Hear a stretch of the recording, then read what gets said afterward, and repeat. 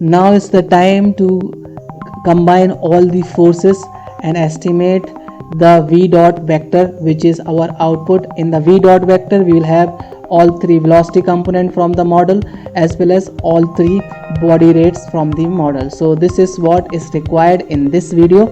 I am going to write down the equation, final equations, which is estimating the v dot.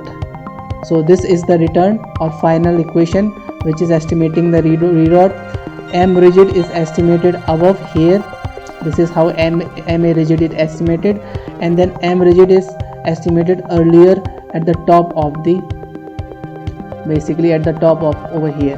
So MA rigid, this is due to inertia and mass of the airship, and then MA rigid, this is due to aerodynamics forces and moments.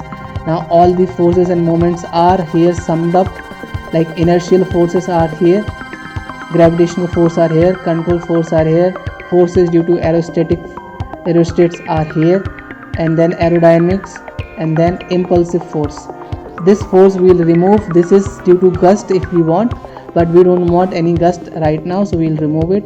And then we have thrust force and the viscous force. So all the forces and moments are included in this section. So F is equals to MA, A equal to F by M. So this is what it is actually mean.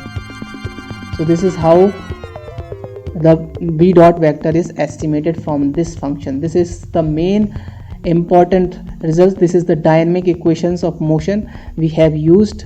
So ultimately we have completed all the forces and moments and estimated v dot, which is required to estimate other state variables such as position as well as the Euler angles.